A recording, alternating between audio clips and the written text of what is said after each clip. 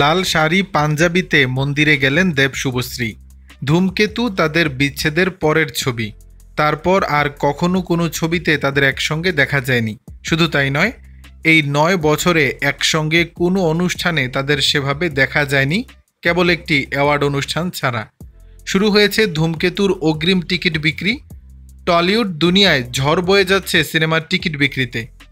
একদিকে প্রিয় জুটিকে নতুন করে পাওয়ার খুশি, অন্যদিকে তাদের কাঙ্ক্ষিত সিনেমা মুক্তি।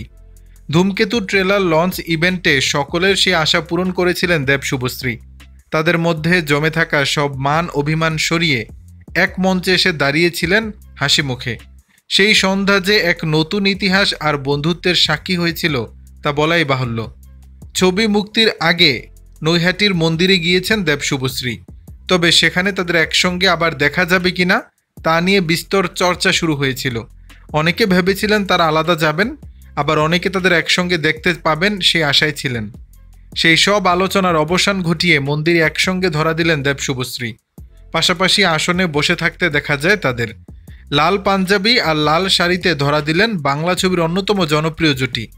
দেব ও শুভশ্রী দুজনের পেজ থেকেই তাদের সেই সুন্দর মুহূর্তের ভিডিও সমাজ মাধ্যমের পাতায় অনুরাগীদের সঙ্গে ভাগ করে নেওয়া হয়।